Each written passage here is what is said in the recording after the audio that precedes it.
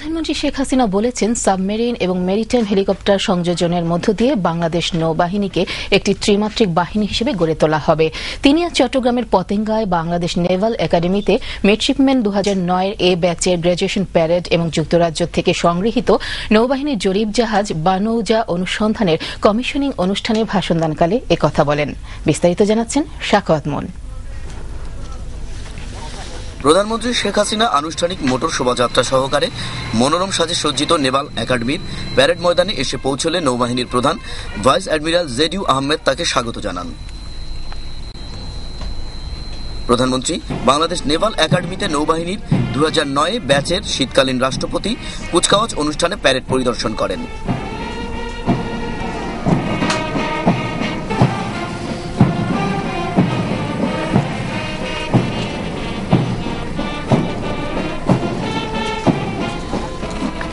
Sheikh Hasina মনোজ্ঞ March পাস্টের সালাম গ্রহণ করেন।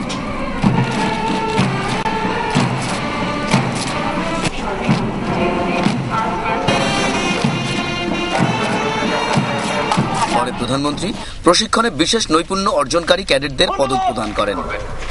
এই অনুষ্ঠানের মধ্য দিয়ে বাংলাদেশ নৌবাহিনীর 2 জন মহিলা মিডশিপম্যান সহ 34 জন ও বন্ধুপ্রতিম প্যালেস্টাইন নৌবাহিনীর 4 জন মিডশিপম্যান দীর্ঘ 2 বছর অক্লান্ত পরিশ্রমের মাধ্যমে কমিশন লাভ করেন। এই উপলক্ষে ভাষণদানকালে প্রধানমন্ত্রী বিশ্বে বাংলাদেশকে একটি সমৃদ্ধশালী দেশে পরিণত করার অগ্রযাত্রায় নৌবাহিনীকেও অবদান রাখার আহ্বান জানান। তোমরাই হবে এই ঐতিহ্যবাহী নৌবাহিনীর ভবিষ্যৎ কর্ণধার। নৌবাহিনী তথা দেশের স্বার্থকে ক্ষুদ্র ব্যক্তির স্বার্থের মধ্যে স্থান দিতে হবে। এমন কোন কাজ তোমরা কখনো করবে না যা নৌবাহিনীর সম্মান ও ঐতিহ্যকে ক্ষুণ্ণ করে। জাতির প্রয়োজনে আমাদের নৌবাহিনী যে আস্থা ও ভালোবাসা অর্জন করেছে, যে কোনো মূল্যে তা অক্ষুণ্ণ রাখতে হবে। বাংলাদেশ আজ বিশ্বের সম্ভাবনাময় দেশ হিসেবে উন্নীত হয়েছে। আমাদের এই অগ্রযাত্রায় নৌবাহিনীকেও আমি অবদান রাখার আহ্বান জানাচ্ছি যে দেশকে গড়ে তোলার ক্ষেত্রে এই নৌবাহিনী সকল পেশার মানুষকে নিয়েই আমরা ঐক্যবদ্ধভাবে কাজ করতে চাই। আমাদের লক্ষ্য যে 2021 সালের মধ্যে বাংলাদেশকে আমরা ক্ষুধামুক্ত, দরিদ্রমুক্ত সোনার বাংলা হিসেবে গড়ে তুলব ইনশাআল্লাহ। পরে প্রধানমন্ত্রী নেভাল একাডেমিতে বঙ্গবন্ধু কমপ্লেক্সের ভিত্তিপ্রস্তর স্থাপন করেন।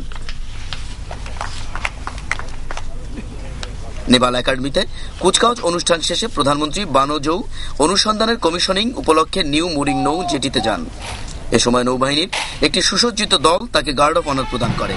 প্রধানমন্ত্রী গার্ড পরিদর্শন এবং সালাম গ্রহণ করেন। পরে প্রধানমন্ত্রী অনুসন্ধান জাহাজের অধিনায়কের নিকট কমিশনিং ফরমান হস্তান্তর করেন। প্রধানমন্ত্রী জাহাজটিতে আরোহণ করে জাহাজ পরিদর্শন করেন।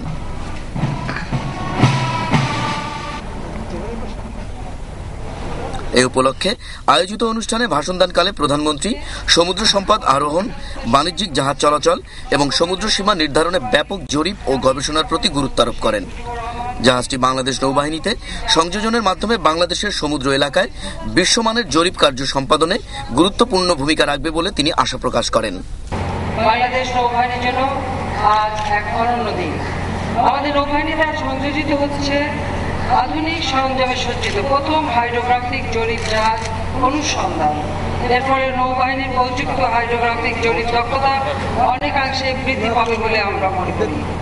বাংলাদেশের বিশাল জলসীমা নিরাপত্তা নিশ্চিত করার পাশাপাশি সমুদ্র সম্পদ আহরণ, বাণিজ্যিক জাহাজ চলাচল, প্রতিবেশী রাষ্ট্রের সঙ্গে সমুদ্র সীমা নির্ধারণের জন্য হাইড্রোগ্রাফিক জরিপ করা অত্যাবশ্যক।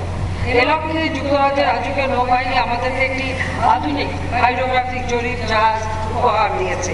এজন্য আমি যুক্তরাজ্য সরকারের কাছে কৃতজ্ঞতা প্রকাশ করছি। আমাদের নৌবাহিনীতে এই জাহাজের সংযোজন আমাদের সমুদ্র এলাকায় বিশ্বমানের জরিপ কার্য সম্পাদন অবদান রাখবে। প্রধানমন্ত্রী জাতীয় সম্পদ সংরক্ষণ ও আহরণের স্বার্থে নৌবাহিনীকে বাংলাদেশের সমুদ্র সীমায় যে কোনো আগ্রাসন মোকাবেলার জন্য সর্বদা প্রস্তুত থাকার নির্দেশ দেন। সদ্য কমিশনপ্রাপ্ত নৌবাহিনীর অফিসারগণ দেশের জলপথ রক্ষার পাশাপাশি তাদের দেশপ্রেম, শৃঙ্খলাবোধ ও কর্তব্যনিষ্ঠা আমাদের জাতীয় প্রতিরক্ষায় এক নবতর অধ্যায়ের সূচনা করবে, এটাই সকলের প্রত্যাশা। চট্টগ্রামের নেভাল একাডেমি থেকে সাখাওয়াত মন, বাংলাদেশ টেলিভিশন।